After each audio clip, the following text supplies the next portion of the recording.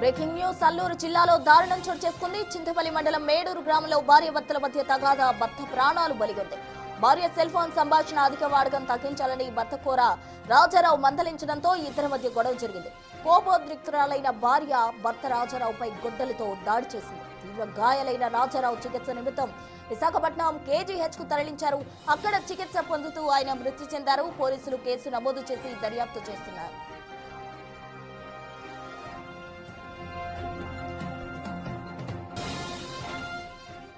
ఇదే అంశానికి సంబంధించి పూర్తి వివరాలు మా ప్రతినిధి రాజు వైజాగ్ నుండి ఫోన్ లైన్ లో అందిస్తారు. రాజు, చెప్పండి, కేవలం ఫోన్ మాట్లాడవద్దు అన్నందుకే భార్య గుడ్డలతో దాడి చేసినట్టు కూడా చెప్తూ ఉన్నారు. అందులో వాస్తవం ఎంత, అసలు ఏం జరిగింది అక్కడ? ఫోన్ సంభాషణలు కుటుంబాల మధ్యన ఏ విధంగా చిచ్చు పెడుతున్నాయని చెప్పడానికి ఇది ఒక నిదర్శనంగా చెప్పొచ్చు. ఈ సంఘటన జరిగింది ఏ మెట్రోపాలిటన్ సిటీలోనో లేకపోతే వెల్ ఎడ్యుకేటెడ్ పర్సన్స్ మధ్య జరిగినటువంటిది కాదు. ఇది చింతపల్లి ఏరియా, అంటే అల్లూరు సీతారామరాజు జిల్లా చింతపల్లి మండలం వేడూరు గ్రామంలో జరిగింది. ఇది ఒక మారుమూల ఏజెన్సీ ప్రాంతం.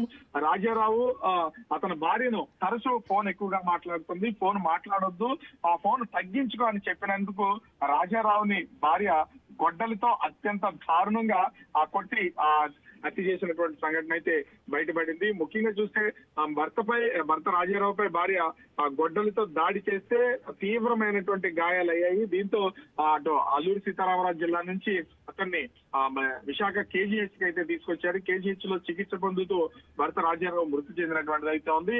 ప్రస్తుతం పోలీసులు కేసు నమోదు చేసి కేసును దర్యాప్తు చేస్తున్నారు. అయితే అవతల నుంచి మాట్లాడుతున్నటువంటి వ్యక్తి ఎవరు, ఎంత కాలం నుంచి మాట్లాడుతుందనే కోణంలో కూడా అల్లూరు జిల్లా పోలీసులు అయితే విచారణ చేస్తున్నటువంటిది అయితే ఉంది. భర్త గత కొన్ని రోజులుగా అపరిచిత వ్యక్తులతో ఫోన్ మాట్లాడుతున్నటువంటి విషయాన్ని గమనించాడు. ఎక్కువగా ఫోన్ మాట్లాడొద్దు, ఎందుకు ఎవరితో మాట్లాడుతున్నావు అని ప్రశ్నించినందుకే గొడ్డలతో అతని పైన దాడి చేసింది. ఈ దాడిలో తీవ్రమైనటువంటి రక్తస్రావమైనటువంటి నేపథ్యంలో స్థానికంగా ఉన్నటువంటి నర్సీపట్నం ఆసుపత్రికి అయితే తరలించారు. అక్కడ మెరుగైన చికిత్స కోసం విశాఖ తరలించమని చెప్పినటువంటి నేపథ్యంలో రాజారావును విశాఖకి తీసుకొచ్చారు. చికిత్స చేస్తున్నటువంటి సమయంలో రాజారావు మృతి చెందడంతో ఈ ఘటన బయటపడినటువంటి పరిస్థితి ఉంది. ముఖ్యంగా భార్య భర్తల మధ్యన అపరిచితమైనటువంటి వ్యక్తులు పరిచయాలు, ఈ ఫోన్ సంభాషణలో నిత్యం ఫోన్ లోనే మునిగి తేలున్నటువంటి నేపథ్యంలోనే ఈ హత్య అనేది జరిగినటువంటి పరిస్థితి ఉంది. ప్రస్తుతం రాజారావు కుటుంబ సభ్యులందరూ కూడా ఒక్కొక్కరిగా విశాఖ కేజీహెచ్ మీద చేరుకుంటున్నారు.